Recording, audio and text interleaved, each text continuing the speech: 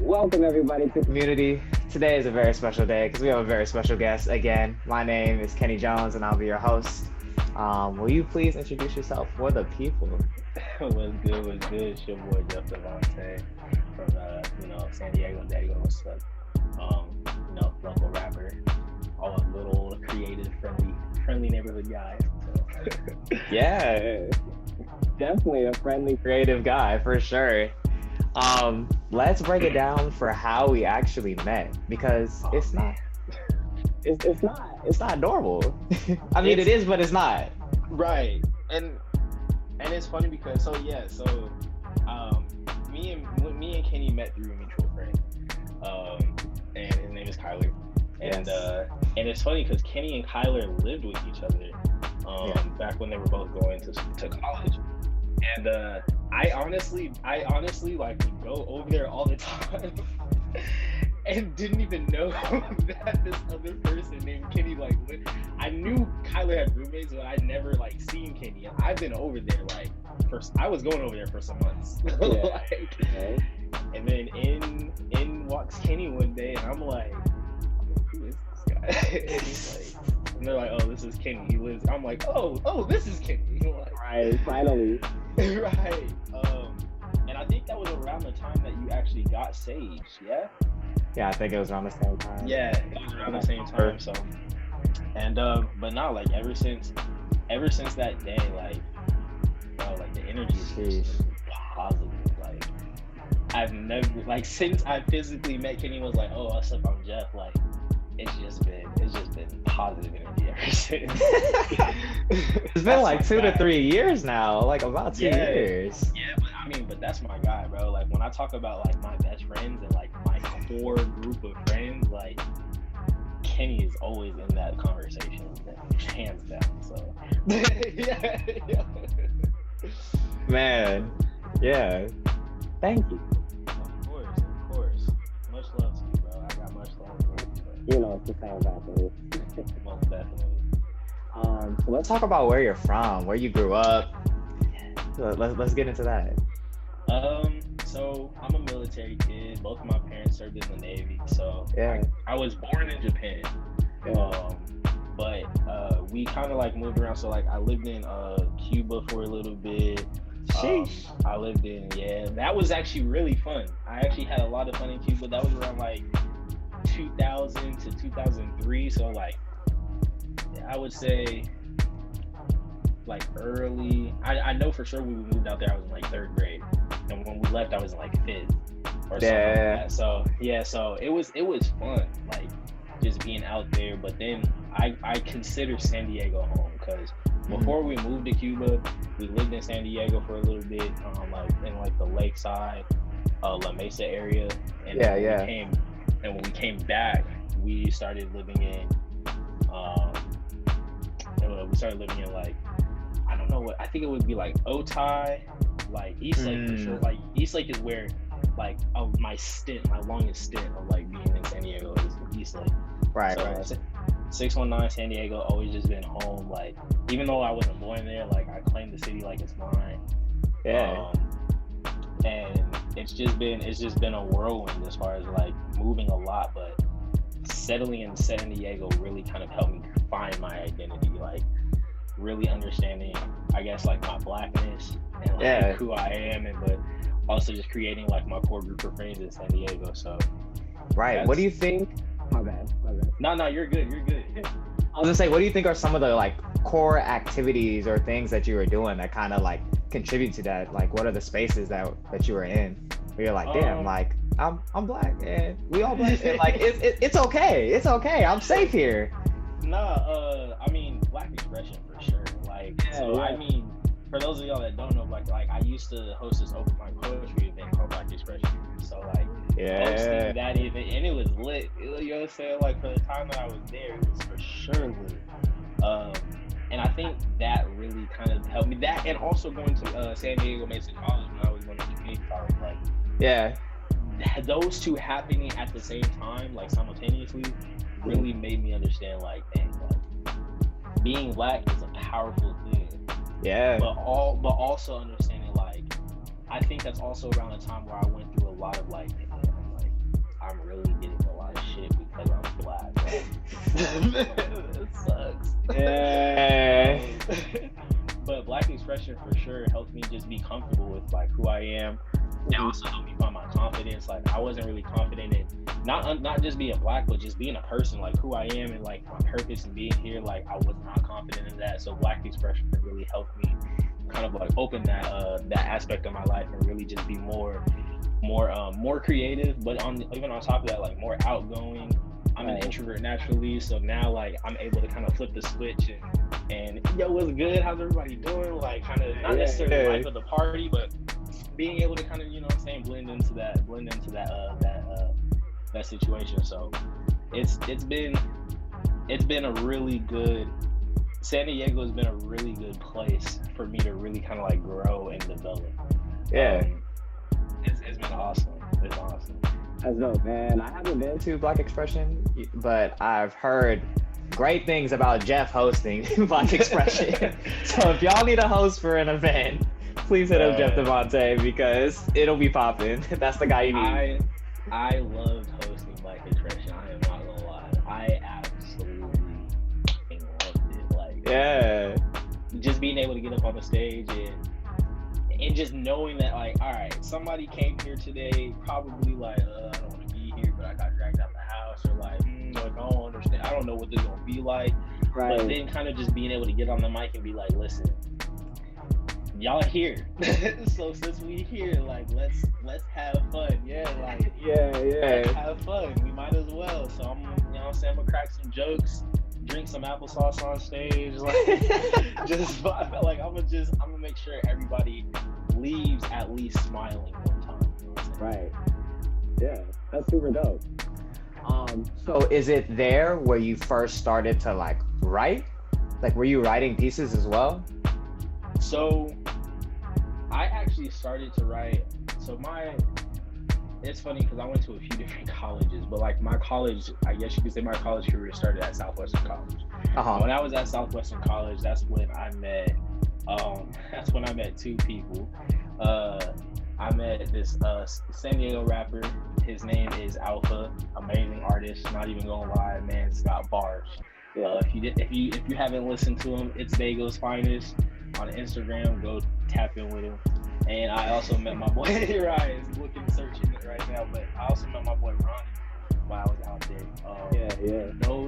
Ronnie was actually the first person that gave me like a space to really like write and like record. So I remember like this yesterday. Like me and my boy Ronnie, we're at his pad and we're kicking it. And I didn't know that he had somebody coming through to do music with. And that's when I met one of my good friends. His name is Quan Farrows. He came through and they were, you know, getting ready to do the song. And so when Quan came through, he was like, oh, are you gonna be, you know what I'm saying, you hopping on the track too? And I wasn't writing music at that time. Now I wrote poetry. You're right. I can do it, but I wrote poetry, but I wasn't writing raps like that. And this is back in like 2000. I think it was like 2013. Man. 2013. Yeah, it's like around 2013. So 8 years ago. 2012. Yeah, like 8 years ago. And so I looked at Ronnie like, I don't know, I'm not hopping on the train. He said, "Don't leave me." I'm like, "Nigga, he asked you." And so I was like, I could write a little something. So I started writing some bars. Ironically enough, we actually never recorded that day. Like we never actually put anything together. But I wrote some bars and like I was kind of spitting it to them, like be like, all right, this is what I had. And when I spit it back to them, Quan was like, hey, that's kind of good.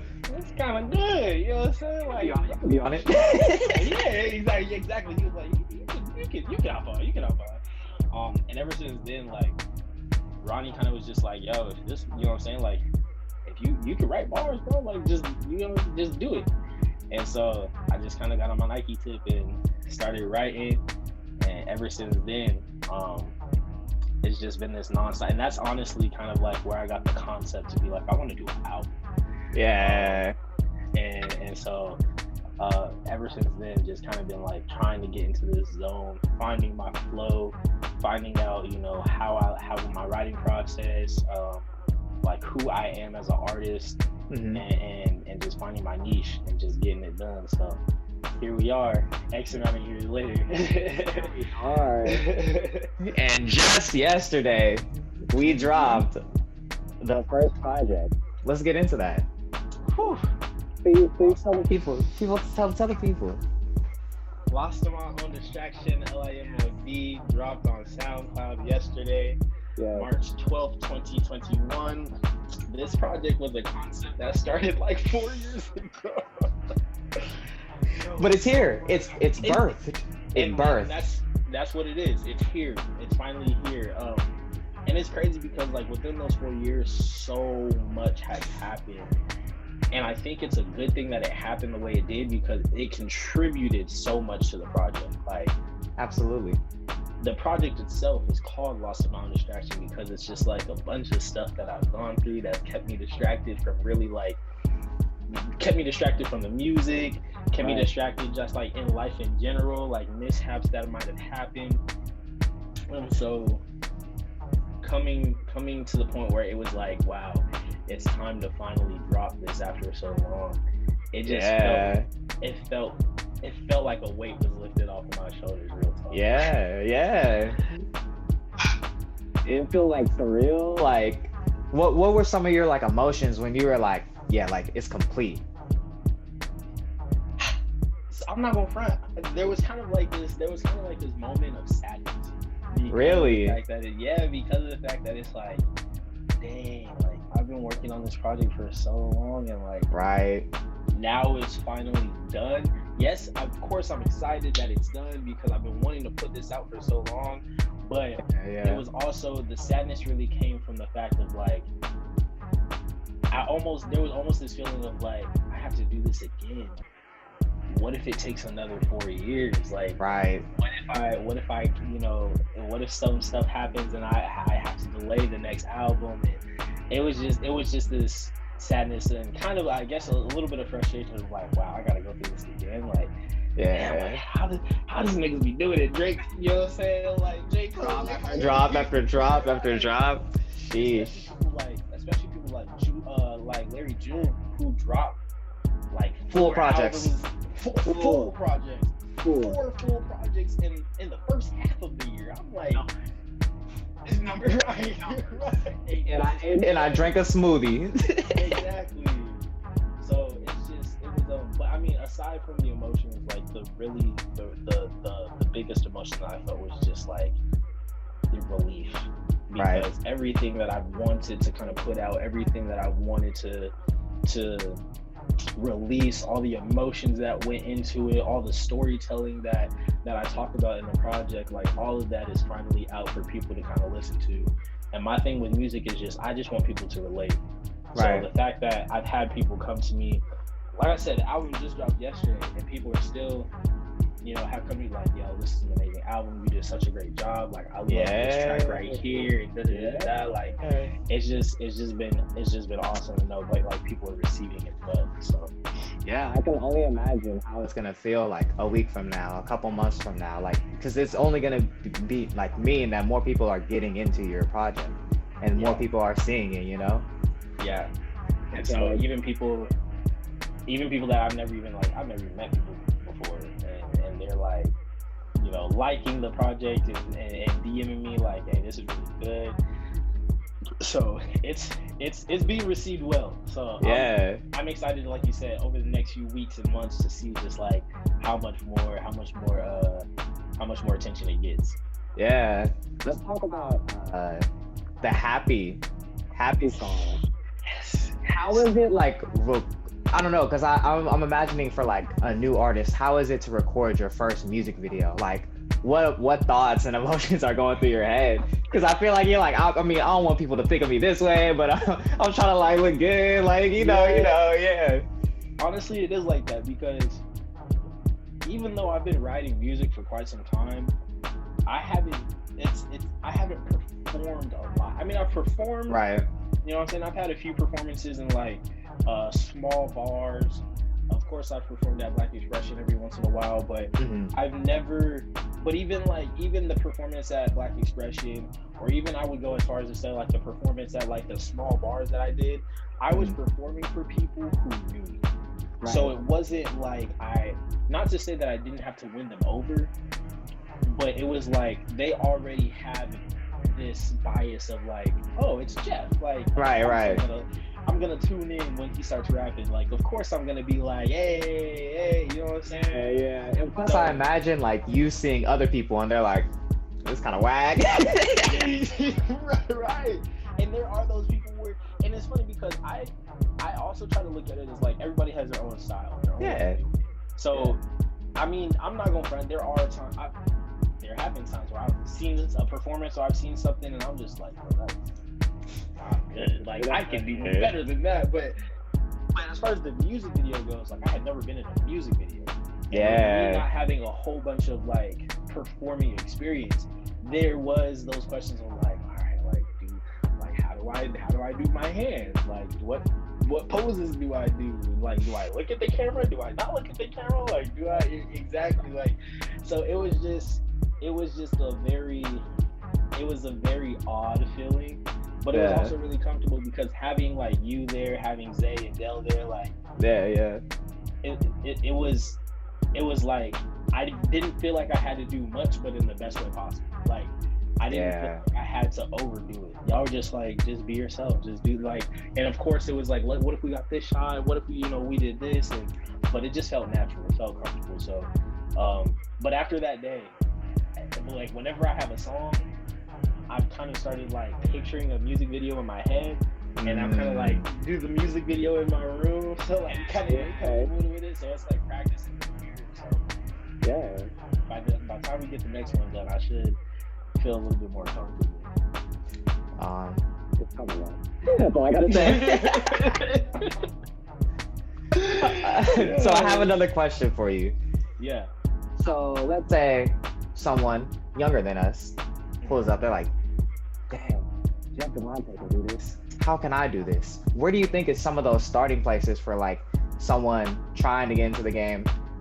Even though like, let's say we're not Drake, we're not those people, you know, like yeah. But like starting out, what do you think are some things that helped you kind of like, I guess like develop it? Because your lyricism is crazy. What do you think are some of the things? That makes me so happy to hear. But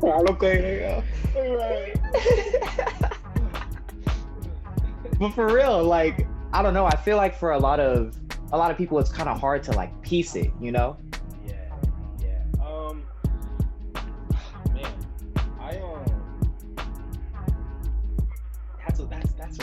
That's a good question, bro. Because I say that because like I'm still low key trying to like piece it myself. So I mean what I do is like I feel like my lyricism is good partly because I used to write poetry. Right. But I also like when people say they study music, like I'm not gonna sit here and lie and say that I study music how someone like Kanye West studies music or J. Cole, like how he studies, but I study music in the sense of like I love listening to rhyme schemes. I love listening to like when I put on a song, I'm not just like, oh, this song makes me feel good. Of course that aspect comes with it, but like I'm like actually like listening to what they're saying, how they're putting together. I'm trying to figure out like if I can pick out the metaphors that they're spitting and if I can catch the meanings behind the words, you know? So I think really just when you find music that you love and that you really just enjoy listening to, no matter how many times it plays, going from there and just like kind of picking it. Because I feel like I truly believe that everybody's style of rap comes from somewhere. Yeah. Even the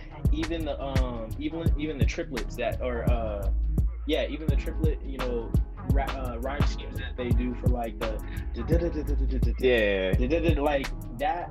I was watching the video and they were saying like they were doing that back in like the 1980s, like during Rakim, you know what I'm saying, they like early 90s type. So it's just picking what you really love and enjoy, and just trying to figure out how can I change this ever so slightly to make it my own thing, and just like having fun with it, and just having fun, and just believing in yourself too, because that took a long time for you. I'm not gonna lie. Yeah, it's a process. It is, and just feeling comfortable and confident. But once you get comfortable, and once you find that confidence to know, like, bro, I'm spitting heat. I know I am. Like, yeah. It's not cocky. It's just understanding, like, I'm good. I'm talented. Like, this is a skill that I'm good at. Right. So let me just own that and just work at it. So that's why I would just find some music that you love. Once you find that music, really just try to make it your own. And once you make it your own, be confident in it and just roll with it. Yeah. Beautiful. With that, there is something else that you made of that is your own, and that is Melanin Theory. Oh yeah. Let's talk a little bit about it and what Melanin Theory has been for you. Yeah, Melanin Theory was the podcast that I do, and yeah, honestly, it really just started off with just like I just wanted to talk. You feel like, hey, yeah. JeffxDevante, and today we're just gonna be talking about this. So, but it really just came from like I'm an only child. I don't have any brothers or sisters biologically, I should say. And most of my life, you know what I'm saying, until I really got to like college, I didn't have like a solidified friend because we were moving around so much. So I would talk to myself. Yeah. I would, you know what I'm saying? Whether it was a movie that I'm watching and I'm just like, oh wow, that's crazy. Like I can only imagine, like, and just having a conversation, or whether it's like something even as deep, like if I'm smoking a blunt and I start thinking of like, man, I just know, like, there was something I realized the other day. I'm sorry, not the other day, but last year. I was like, it hit me that every leap year that we've had, there has been some, I can't even remember, but like I literally had a conversation with myself and was like, bro, connecting dots, like every leap year that we've had, there's been like some traumatic something, or there's been like some big like something that happened. Exactly. And so after talking to myself for so long, I'm like, I should just put this on the podcast. Yeah. But it went from like me just wanting to have conversations with myself that people can listen to me really like understanding that people have a lot of the same ideas that I have. Not only do they have a lot of the same ideas, but like when it comes to the deeper stuff, like self-love, or when it comes to showing emotions, or when it comes to you know what I'm saying, not taking things to heart, and understanding that not everything is personal when people, you know, when stuff happens to you, like all those things is something that people, especially people of color, Black people, we either don't allow ourselves to feel because of the criticism that we get, or even as a Black man, like when it comes to self-love and things of those natures, we feel as if like, well, we can't, you know, express that. But I kind of wanted to shape that platform and let people know, like, we're humans at the end of the day. And especially because we're people of color. So because of the fact that we're humans, like not only are you're not by yourself in this situation, whatever it is, but at the same time, like you have some of the same ideas that I have. It's just taking somebody actually speaking it out and verbalizing verbalizing and connecting with you, for you to be like, you know what, I go through the same thing, or like making that connection. So I just wanted to make a platform that I can connect to people with, whether it's like virtually or in person. thankfully I've had the experience of like having those conversations with you and stuff in person. But it's crazy. Like on the podcast, I've been looking at the numbers, and I got people like in New Zealand. Yeah. I got people in like in India, you know what I'm saying, that be listening to it, that really fuck with it. So it just feels good to be able to spread that positivity. I like to think of myself as just like a walking safe space. Yeah. Because of like, I try to keep positive energy. I try to let people know like, hey, if you need a confidant, I'm here for you. Like if you just need somebody to like, you know what I'm saying, to be in your presence and like give good energy, like I'm here for you. So I just try to be as positive as possible. Let people know like, hey, if nobody told you today that they love you, like I love you. That's powerful. That's super Yeah. It's been awesome. It's been really amazing. So I need to get back on it, honestly. We just released a project yesterday. We got some time. Yeah, You should talk about that. You should talk about that. Honestly. I should. That's probably the next episode. It's the project and the process that went into it. Yeah. See, this is why we need friends. This is why I need more people. Like the world needs more Kennys. Man, but with that, is there anything else that you want to, let the people know about, talk about? L.I.M.O.D Theory is on all streaming Platforms, right? Melanin Theory is on all streaming platforms. The project, unfortunately, as of right now, is only on SoundCloud. I do plan on putting it on all streaming platforms. Listen, I love working with people in creative outlets. So if anybody wants to like do music, if anybody wants to be on the podcast, you know what I'm saying, you want to be on the podcast, or if you just want to talk, like bang my line, bro. Bang my line. It's all good and positivity and love. So also too, I have one more question. Bro, So keep them coming. So you had you were featured in a project recently, and then you had that same person in your project. Let's and they've been a guest on the show as well. But let's talk about that. I haven't even seen that episode. I'm happy to see that. Yeah, it's an hour. It's 2 parts. My boy, Andre 1K. Yes, I'm the hope. Yes, that man. Yo, and it's crazy because like same situation, low key. Like, Kyler, Andre, and Kenny living with each other, and I just never really seen them. But one day I seen Andre, and I'm like, oh, what's good, bro? And like again, ever since then, positive energy. Like, but no, that's my guy. Like, he's an amazing artist, and I tell him all the time, like, he's real definition of edutainment. Like education and entertainment put into one, because all of his verses, all of his bars, you learn something, or you're like, I didn't realize that, or so when he said creamy like Danimals, I was like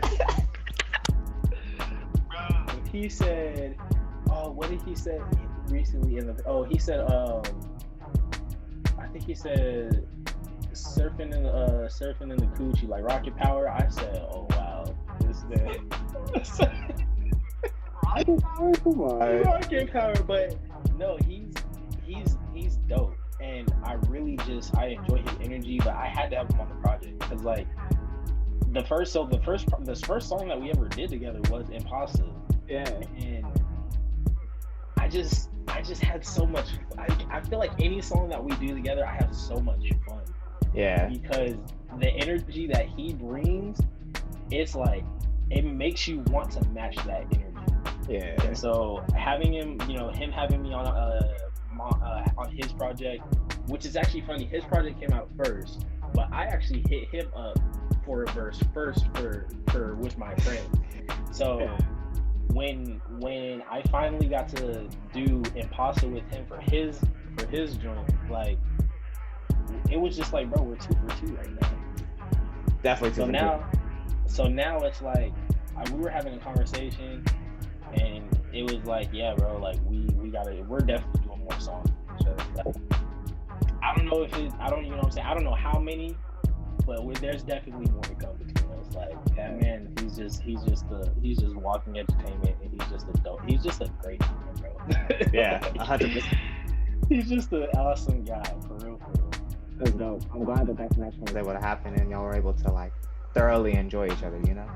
Oh, most definitely. And I just feel like, and that really speaks to, and I feel like it really speaks to just, I just have great friends, man. Like between you, Andre, and Kyler, and you know even Dell and Kalia, like Yeah. it's just all great friends. So what can I say? Guys again. Yeah, right. What can I say? Well, thank you for coming on. What? I'm trying to leave. Hey, this man can't even be rapping, yo. Don't let it fool you. Show you right after this. I got something to show you right after this. Thank you for coming on to the show, y'all. It's been great to have you on. I love you, man. Thank you so much for stopping by. Of course, anytime, my guy. Much love. Oh, hold up, I gotta do this. Yeah. Listen, stay awesome. Stay positive. Stay black. If you're not black, stay you and be dope. Peace.